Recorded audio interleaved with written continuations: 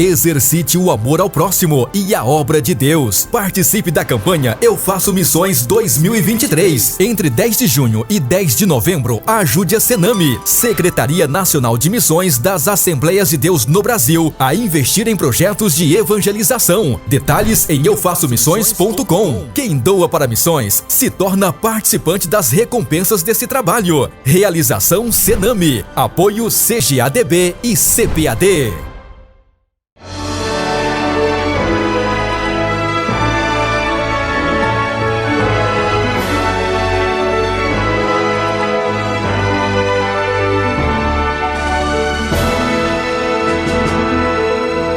Subsídios. Lições Bíblicas. Jovens. Lição 3. Instruções a respeito da oração.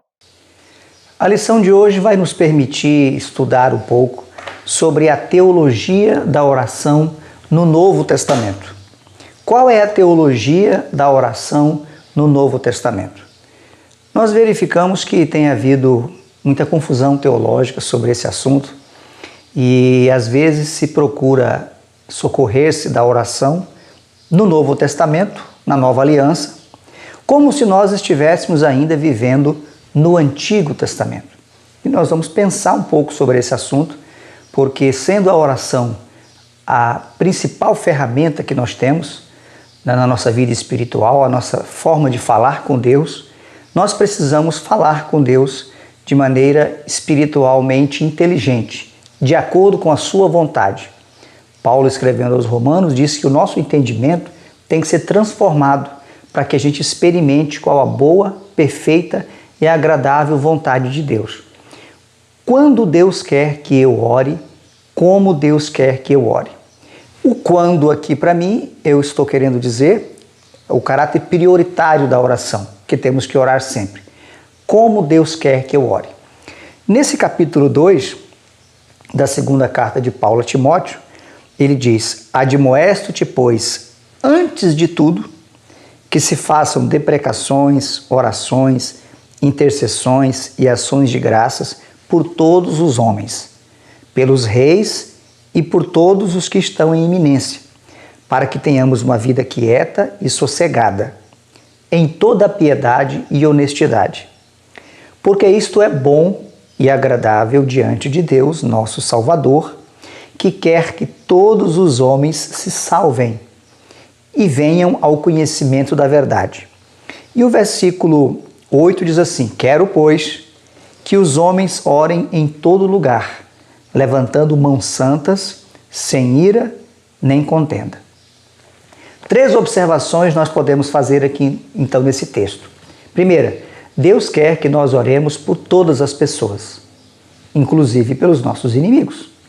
O Senhor Jesus disse textualmente no Sermão da Montanha, o Sermão da Montanha está no capítulo 5 de Mateus, o versículo 43 em diante diz assim: ouvistes que foi dito, amai a vossos inimigos, ou melhor, amarás o teu próximo e aborrecerás o teu inimigo. Amarás o teu próximo e aborrecerás o teu inimigo. Eu, porém, vos digo, nova aliança, amai a vossos inimigos, bendizei os que vos maldizem, fazei bem aos que vos odeiam e orai pelos que vos maltratam e vos perseguem, para que sejais filhos do Pai que está nos céus, porque faz que o sol se levante sobre maus e bons, e a chuva desça sobre justos e injustos. Portanto, no Novo Testamento, nós não podemos fazer orações imprecatórias, orações de juízo contra os nossos inimigos, né? Pedir para que Deus quebre a perna, para que jogue um raio, para que mata. Nós não podemos fazer isso, a despeito das nossas diferenças, de qualquer natureza, inclusive político, ideológica, enfim, tanta discussão, né, nesses nossos dias. Então, orações imprecatórias são no Antigo Testamento. No Novo Testamento, Jesus deixou muito bem claro: eu, porém, vos digo, amai a vossos inimigos, bendizei os que vos maldizem, fazei bem aos que vos odeiam e orai pelos que vos maltratam e vos perseguem. Como Como se não bastasse, quando Paulo fala a Timóteo sobre essa oração, a teologia da oração no Novo Testamento, e manda orar pelos reis, pelas autoridades, aí ele diz por quê? Porque isto é bom e agradável diante de Deus nosso Salvador, que quer que todos os homens se salvem e venham ao conhecimento da verdade. Então nós temos que orar para que as pessoas sejam salvas. Esse é o propósito. Então, mais uma vez, está claro que não podemos fazer orações de juízo, orações de destruição, orações imprecatórias, como pregam alguns adeptos aí do neopentecostalismo, né? Essas teologias, aí o triunfalismo, há uma divergência, uma miscelânea teológica em nossos dias, e nós não podemos perder de vista o que a palavra de Deus diz. E o versículo 18 complementa dizendo: quero, pois, que os homens orem em todo lugar, levantando mãos santas, sem ira nem contenda. Então aquelas orações iradas, raivosas, né, para poder pedir a destruição, absolutamente não encontram guarida no Novo Testamento. Então esse é um ponto fundamental na lição de hoje, que é sobre a teologia da oração no Novo Testamento. Não podemos confundir a teologia, os ensinos do Antigo Testamento dentro de um outro contexto com o Novo Testamento. Paulo, então, escreve a Timóteo a respeito da oração. O texto principal está em 1 Timóteo 2:1, diz: admoesto-te, pois, antes de tudo, que se façam deprecações, orações, intercessões e ações de graça por todos os homens. Então aqui tem o caráter prioritário da oração. No capítulo 1, Paulo faz o prefácio, a saudação e comissiona Timóteo, dá a ele a missão. No capítulo 2, Paulo vai dizer o que você deve fazer para desempenhar essa missão. Na primeira aula nós citamos o exemplo do alpinista. Quando ele vai escalar uma montanha, ele já sabe onde ele precisa chegar e o que precisa fazer quando lá chegar. Mas o que fazer para chegar lá? O que fazer para escalar essa montanha?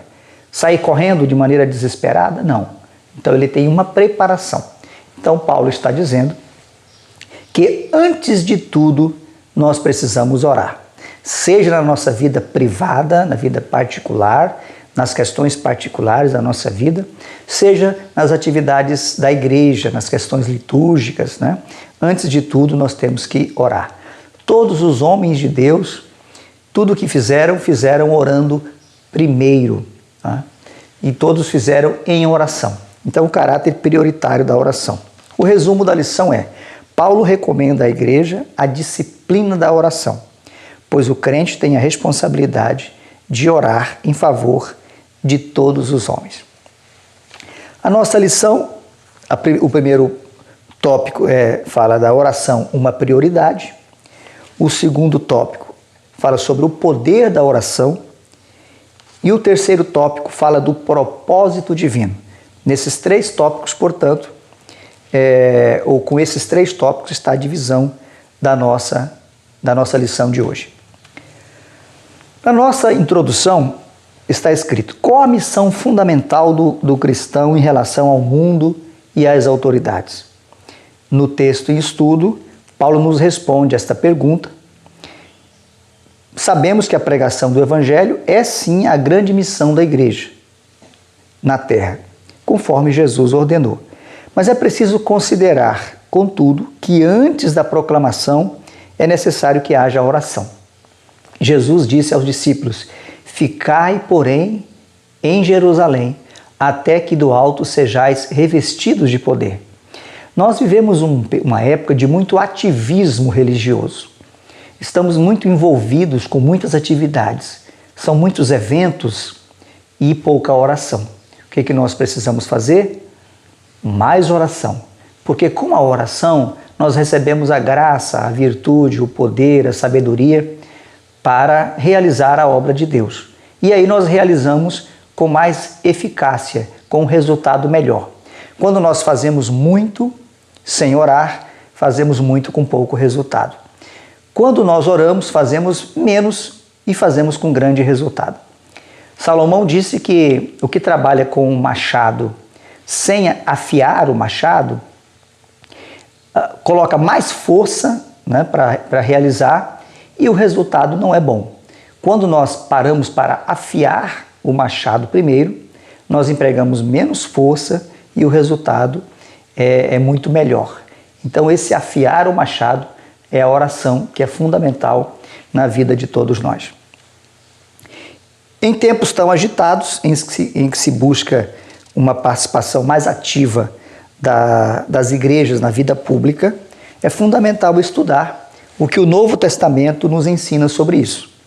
Nós vivemos em uma época de tanta conturbação vivendo uma época de tanta conturbação, referindo-se aqui a Paulo, sob o opressor Império Romano. A orientação de Paulo foi, antes de tudo, a prática da oração. Paulo não foi um ativista, ele não foi seduzido pelas questões do seu tempo.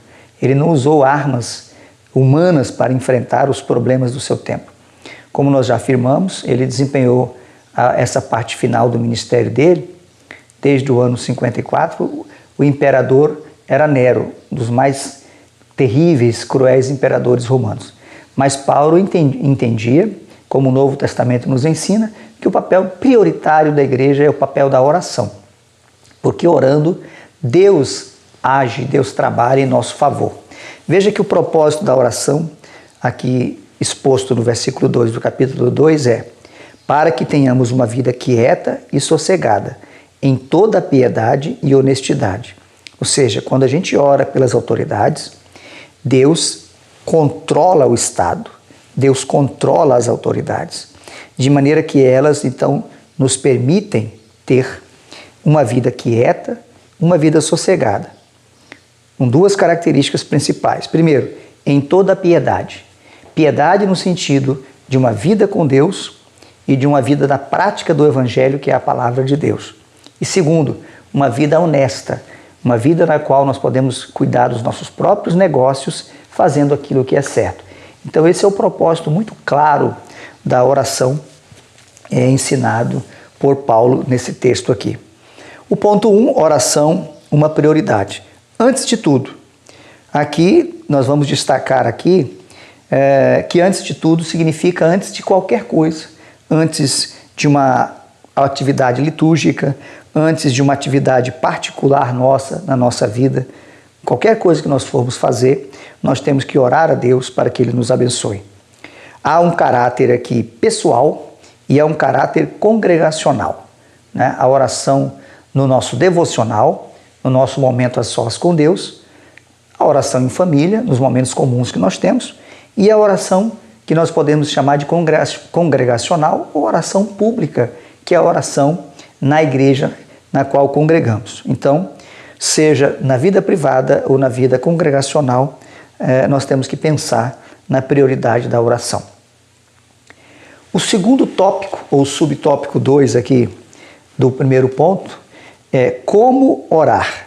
Paulo aqui, ele usa palavras sinônimas para oração. Ele fala de deprecação, ele fala de oração, que é um termo genérico, ele fala de intercessão, ele fala de ações de graça, né? Então, deprecações, orações, intercessões e ações de graça. Alguns estudiosos pensam que Paulo está apenas usando palavras sinônimas aqui para reafirmar, para ser enfático no dever da oração. Mas nós encontramos diferenças entre cada espécie da oração aqui. A deprecação é uma súplica por uma necessidade específica. A oração é um termo genérico para qualquer petição que se faz em favor de si mesmo, né, por necessidades gerais ou também em favor de uma outra pessoa. Intercessão é uma forma específica de orar em favor de outra pessoa, é interceder por alguém, é pedir por outrem. E ações de graças são expressões de gratidão. Então a gente não pode apenas pedir, nós temos que agradecer a Deus, nós temos que louvar a Deus, né, adorá-lo, bendizê-lo pela sua grandeza, pelo seu poder, pela sua magnitude, suplicar a Ele aquilo que nós precisamos de maneira assim mais urgente, apresentar a Ele as nossas petições cotidianas, aquelas que a gente repete diariamente, e agradecê-lo por tudo aquilo que Ele é, né, pela fidelidade, pelo caráter de Deus e por tudo aquilo que Ele tem feito para conosco. Então, aqui Paulo apresenta essas várias maneiras, né, esses vários tipos de oração. Prosseguindo, ele então começa a falar que nós temos que orar por todos os homens, e apresenta uma nota especial, um destaque aqui pela oração, em relação à oração pelas autoridades. Devemos orar pelas autoridades, né? Pelos reis e por todos que estão em posição de autoridade. Orar primeiro e orar antes de tudo significa, por exemplo, que nós não devemos começar o dia sem orar.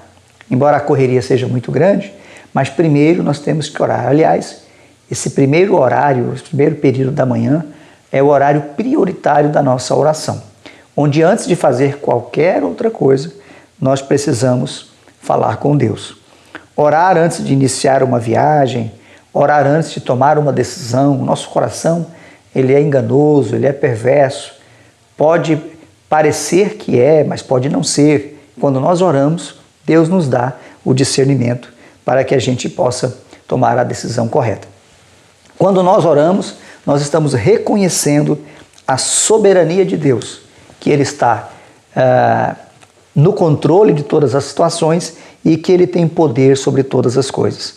Paulo, escrevendo aos Tessalonicenses e aos Colossenses, ele disse que nós temos que orar sem cessar. Então a oração precisa fazer parte da nossa vida. Todos os homens de Deus que realizaram, que empreenderam muito no reino de Deus, o fizeram mediante oração.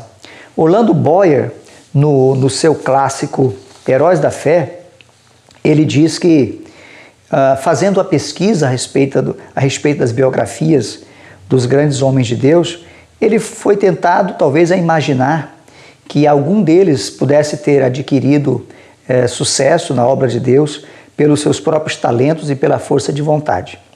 E, inclusive, quando ele estudava sobre Adoniram Judson, ele não tinha encontrado ainda na sua biografia informações a respeito de oração. Mas então ele, encontrando a biografia feita pelo filho de Adoniram Judson, ele então descobriu que ele passava longas horas diariamente orando a Deus. Então todos os heróis da fé realizaram muito no reino de Deus por causa da oração. Aliás, o livro Heróis da Fé é um clássico, né, da literatura pentecostal, está disponível inclusive na CPAD, e é um livro que todos nós precisamos ler pelo o seu caráter inspirativo para todos nós. Orar pelas autoridades. Na época de Paulo, como nós estamos falando, o imperador era Nero, né? Estava perseguindo, matando os cristãos. Mas Paulo ensinou a Timóteo e a igreja de Éfeso que a igreja deveria orar pelas autoridades. Então esse é o nosso dever.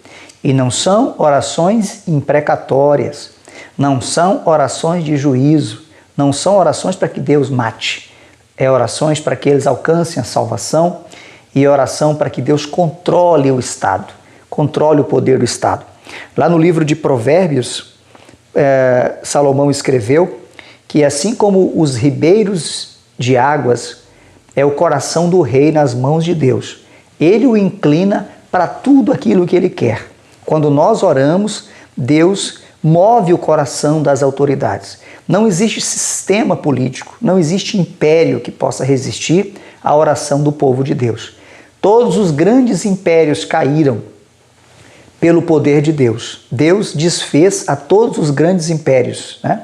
Desde o Egito Antigo, o Império Assírio, o Império Babilônico, o Império Medo-Persa, o Império Grego, o Império Romano, todos esses impérios já se foram, né?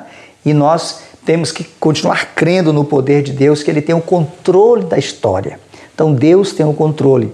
As nações que vivem debaixo de governos hostis devem orar a Deus para que Deus abençoe essas nações, para que Deus nos abençoe, para que Ele use a estrutura para permitir que nós tenhamos uma vida quieta e sossegada, podendo viver uma vida cheia de piedade e de honestidade. Este deve ser o nosso propósito.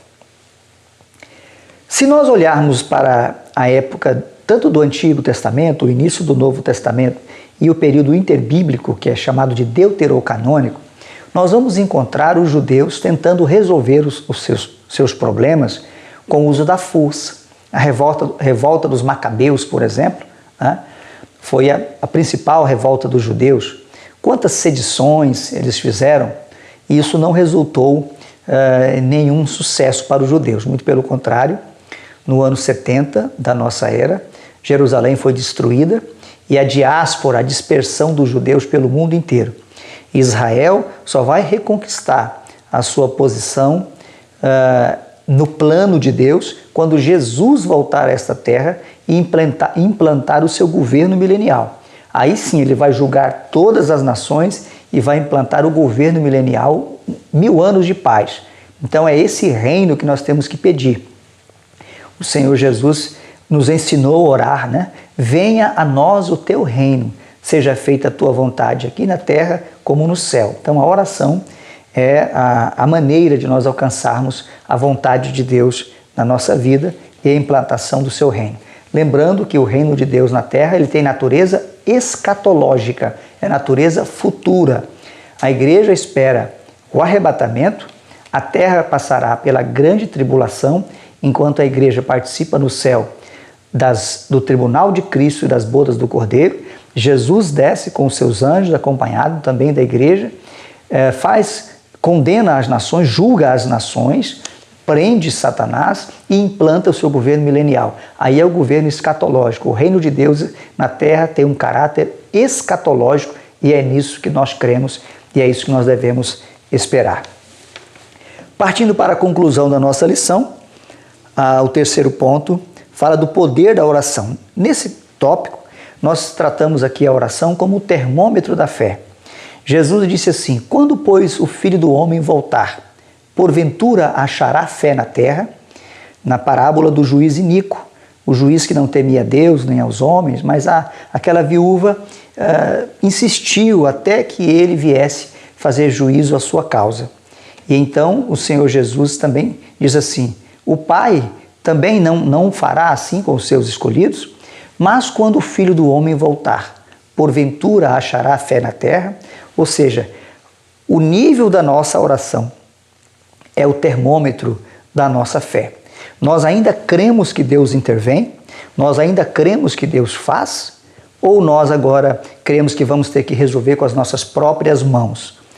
Quando nós negamos o poder da oração e queremos resolver com as nossas próprias mãos, nós estamos dando um atestado da nossa incredulidade. Alguns dizem que nós não temos que orar, temos que agir.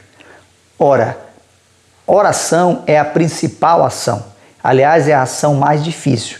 Não quer dizer que não vamos cumprir os nossos deveres pessoais, deveres cívicos, deveres como cidadãos que nós somos. Mas nós temos que, antes de tudo, orar e saber aquilo que vamos alcançar pela oração e saber aquilo que vamos alcançar com os deveres que nós temos que fazer como cidadãos que nós somos nessa terra. Temos que tomar muito cuidado com o secularismo. O secularismo é um excesso de envolvimento com as coisas do mundo e um abandono das coisas espirituais.